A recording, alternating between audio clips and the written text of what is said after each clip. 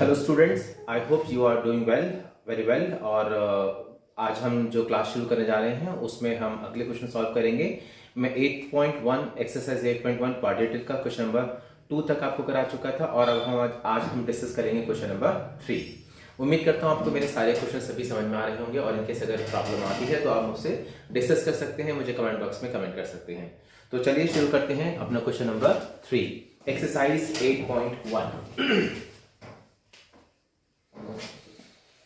इस क्वेश्चन में बोला है, देखिए, show that if the diagonals of a quadrilateral bisect each other at right angle then it is a rhombus. ठीक है, तो हमारे पास एक क्वाड्रेटल है। सी, ये देखिए मैं फिगर बना रहा हूं क्वाड्रेटल की, और इसके जो डायगोनल्स हैं एक दूसरे को बाइसेक्ट करते हैं। Show that if the diagonals of a quadrilateral bisect each other at right angle. नाम देते हैं इसका, ये है ए, बी, सी और डी, और ये है ए सी एक डायगोनल और ये है बी डी, ये हमारा दूसरा डायगोनल है, और ये एक दूसरे को परपेंडिकुलर बाइसेक्ट करते हैं। ठीक है, एट ओ, और हमें प्रूव करना है ये क्या है, आपका रोम्बस है। तो चलिए शुरू करते हैं। सबसे पहले लिखेंगे गिवन। अभी गिवन में क्या है हमें show that if the diagonals of a quadrilateral bisect each other at right angle, तो लिखेंगे इन क्वाड्रेटल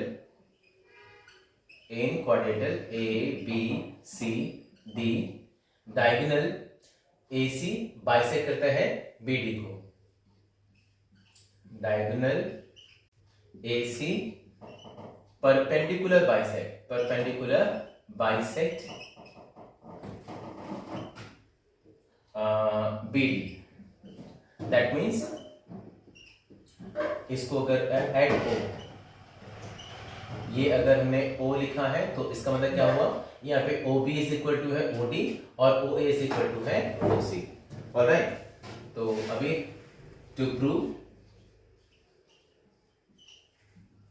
प्रूव हमें क्या करना है, quadrilateral A B C D is a rhombus. ये हमारा रोम्बस है। ठीक है, given to prove, then after proof. हम इस क्वेश्चन को कैसे करेंगे, ध्यान दीजिए आप लोग। मेरा मेन मोटिव होगा किसी तरीके से ये दो ट्रायंगल को मैं कॉन्ग्रुएंट प्रूव कर दूं, और उसके बाद मैं कह सकता हूं कि भाई AD is equal to AB by CPCT, corresponding part of congruent triangle. Similarly ये ट्रायंगल इसके कॉन्ग्रुएंट प्रूव कर दिया जाएगा तो ये वाली साइड इसके बराबर हो जाएगी, और इसी तरीके से ये वाला ट्रायंगल इसके कॉन्ग्रुएंट प्रूव कर देंगे तो BC is equal to CD and then after CD is equal to AD, अगर हम इन दो ट्रायंगल को कॉन्ग्रुएंट प्रूव कर देते हैं। और अगर इस क्वाड्रेटल की सभी साइड्स आपस में इक्वल हो जाती है तो क्या बन जाएगा, ये एक रोम्बस बन जाएगा।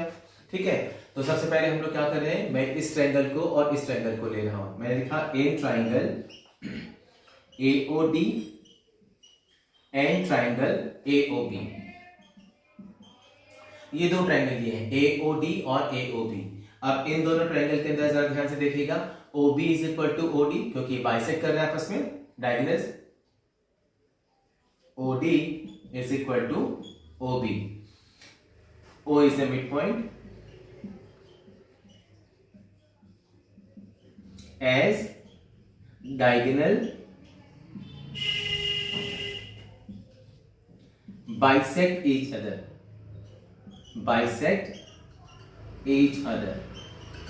Clear?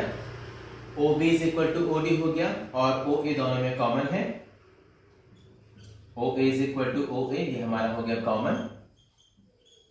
ठीक है, नाउ एंगल AOD और AOB, angle AOD is equal to है angle AOB।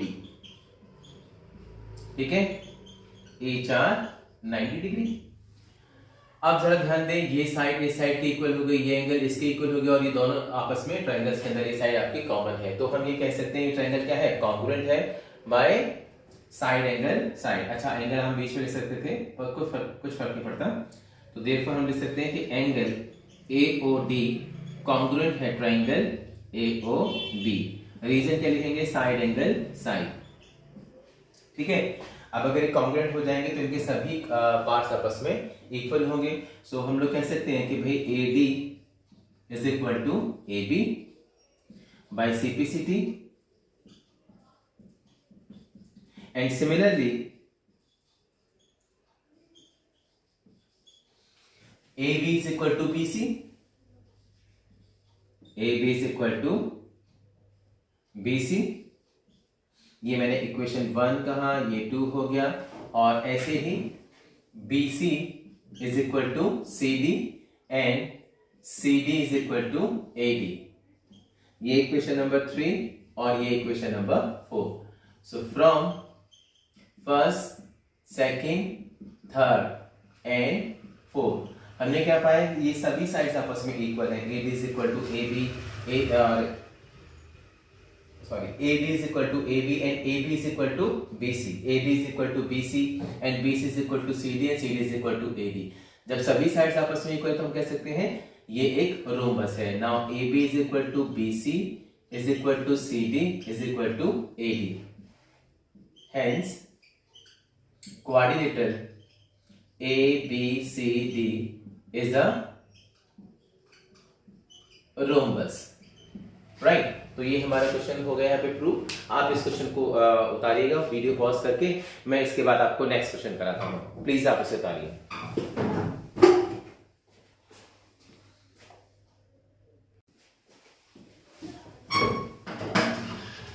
Okay, let's start our question number 4, exercise 8.1। Question 4 के अंदर हमें बताया गया show that the diagonal of a square, अब की बार हमें स्क्वायर गिवन है। Show that the diagonal of a square are equal, means square के जो डायगोनल्स होते हैं वो कैसे होते हैं, आपस में इक्वल होते हैं, ये हमें प्रूव करना है। And bisect each other at right angle, और साथ साथ हमें ये भी बताना है कि वो दोनों एक दूसरे को बाइसेक्ट करते हैं राइट एंगल पे 90 डिग्री पर।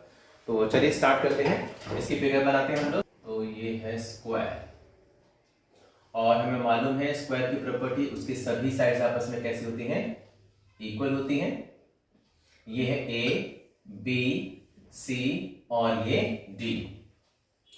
Show that the diagonals of a square are equal, हमें प्रूव करना है। सबसे पहले हम गिवन लिख देते हैं। गिवन क्या है, A B C D is a square, और हम कौन सी प्रॉपर्टी यूज करने वाले हैं, इसकी सभी साइड्स आपस में इक्वल हैं, ठीक है। और प्रूव क्या करके दिखाना है हमें, show that the diagonals of a square are equal. To prove, ये जो डायगोनल AC होगा और ये जो डायगोनल BD होगा, ये आपस में कैसे हैं, इक्वल है। Diagonal number 1, diagonal AC is equal to diagonal BD, एक ही प्रूव करना है। नंबर 2, सेकंड क्या प्रूव करना है, show that the diagonal of a square are equal and bisect each other, ठीक है। डायगोनल्स बाइसेक्ट ईच अदर, इसका मतलब क्या हुआ कि अगर ये पॉइंट O है तो यहां से OB is equal to OD and O is equal to OC, that is OB is equal to OD and OA is equal to OC।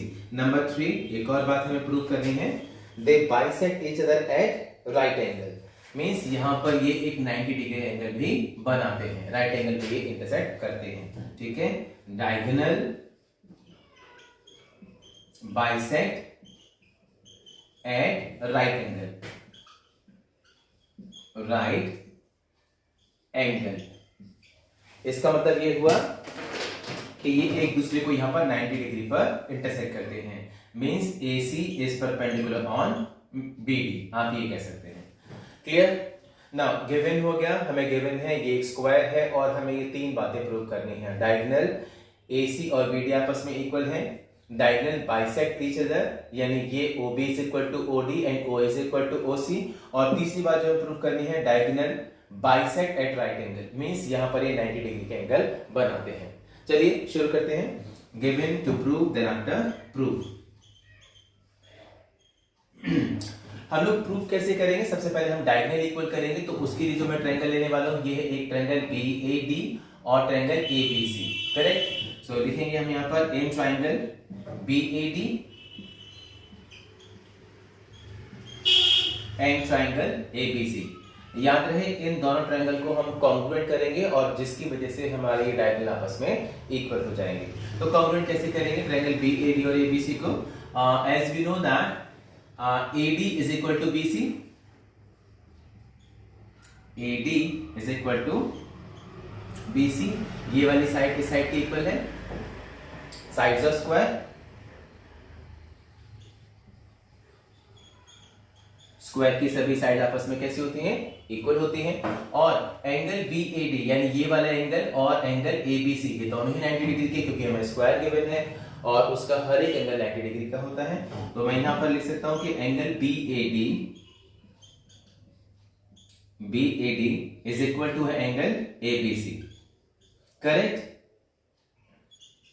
Each angle of square is 90 degree. ठीक है, दोनों angle ये 90 के हो गए। Now AD is equal to BC, ये angle इधर से और इधर से दोनों आपस में इक्वल हो गए, ये भी 90 का है और ये भी 90 का है, और AB दोनों ही ट्रायंगल में कॉमन आती है। ट्रायंगल BAD के अंदर भी AB आती है और ट्रायंगल ABC में भी आती है। तो हम लिख सकते हैं AB is equal to AB, reason common. अब जरा ध्यान दें, अगर ये वाला ट्रायंगल इस ट्रायंगल के कॉन्ग्रुएंट हो गया है तो हम कह सकते हैं कि भाई इसके अंदर इस ट्रायंगल BAD में से ये BD और इस ट्रायंगल ABC में से AC आपस में इक्वल हो जाएंगे। तो यहां पर लिखेंगे ट्रायंगल BAD कॉन्ग्रुएंट है ट्रायंगल ABC। रीजन क्या लिखेंगे? Side angle side. ऑलराइट, अब अगर ये कॉन्ग्रुएंट हो गए हैं तो हम डायगोनल इक्वल कह सकते हैं। So therefore diagonal means BD is equal to AC। हमारा फर्स्ट प्रूफ हो गया। देखिए diagonal AC is equal to BD। ठीक है, that is diagonal BD is equal to diagonal AC। Clear? अब नेक्स्ट हमारा टारगेट क्या है कि हमें इसके ये प्रूव करना है कि O इसका मिड पॉइंट है, यानी कि OB is equal to OD। अब इसके लिए हम लोग क्या करेंगे? ये दो ट्रायंगल लेंगे और इन दोनों को कॉन्ग्रुएंट प्रूव करेंगे। ठीक है, ट्रायंगल AOD और ट्रायंगल BOC के लिए। क्लियर? तो चलिए शुरू करते हैं। In triangle AOD and triangle BOC, मैं इन दोनों ही ट्रायंगल को कॉन्ग्रुएंट प्रूव करूंगा। कैसे करेंगे? हमें मालूम है जो स्क्वायर है वो भी एक पैराग्राम होता है। ठीक है, और अगर ये ABCD एक पैराग्राम है तो यहाँ पर BD और AC क्या है? आपके ट्रांसवर्सल है। तो उसमें क्या होगा? ये वाला एंगल इसके इक्वल हो जाएगा और ये वाला एंगल इसके इक्वल हो जाएगा। और हमें मालूम है ये वाली साइड दोनों में ही इक्वल है, क्योंकि स्क्वायर की साइड्स आपस में इक्वल होती हैं, तब ये दोनों ट्रायंगल आपस में कॉन्ग्रुएंट हो जाएंगे।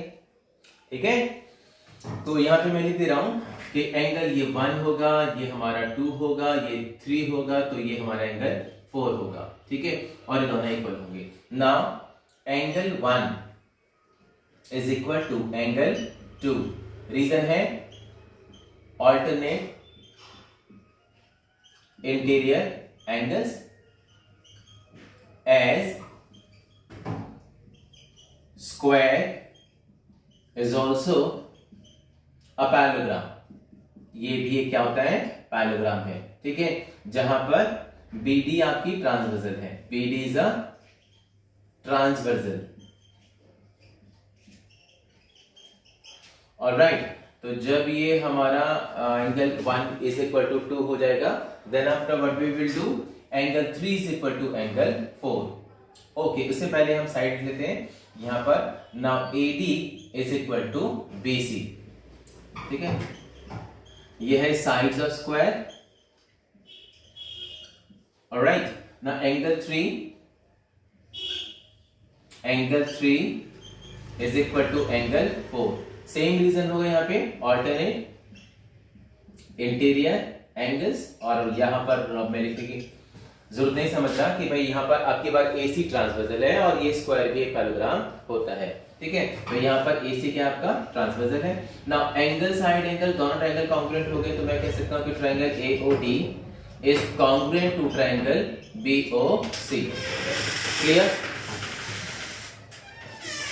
Now triangle AOD is congruent to triangle BOC. ठीक है, इधर बैठो। अब जरा ध्यान दें आगे, जब ये दोनों ट्रायंगल कॉन्ग्रुएंट हो जाएंगे तो हम कह सकते हैं इन ट्रायंगल एओडी में से ये OA इज इक्वल टू हो जाएगा OC और OD is equal to OB। Alright, OA is equal to OC और OD is equal to OB। ठीक है, that means O is a mid point, so O is a mid point. और यहां पर हमने क्या कर दिया, ये सेकंड वाला भी प्रूव कर दिया, diagonal bisect each other, OB is equal to OD and OA is equal to OC। ये सेकंड प्रूफ हो गया हमारा, सेकंड प्रूफ। क्लियर? अब हमारा टारगेट क्या है कि हमें प्रूव करना है कि diagonal bisect at right angle, means AC bisect करता है BD को राइट एंगल पे, 90 डिग्री के एंगल पे। इसके लिए हम लोग क्या करेंगे, ये दो ट्रायंगल को कॉन्ग्रुएंट प्रूव करने वाले हैं। आप कोई से इन दो को भी ले सकते हैं, इनको भी ले सकते हैं, इसको भी ले सकते हैं, मैं इन दो ट्रायंगल्स को ले रहा हूं। ऑलराइट, तो मैंने लिखा in triangle AOD and triangle AOB। हमने लिया है ट्रायंगल AOD और AOB के लिए, तो अब मैं इनको यूज करूं तो इसको मैं मिटा दे रहा हूं।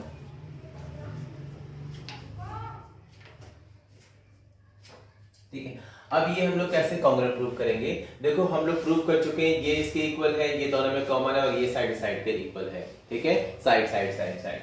ठीक है, so now we can say OD is equal to OB, proved above.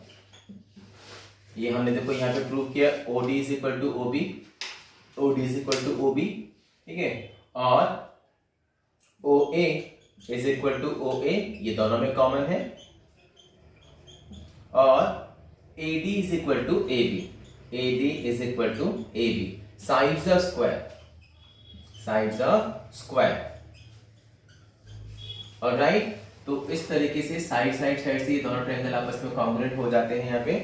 तो आगे लिख लेते हैं, so triangle AOD is congruent to triangle AOB। Reason होगा साइड साइड साइड।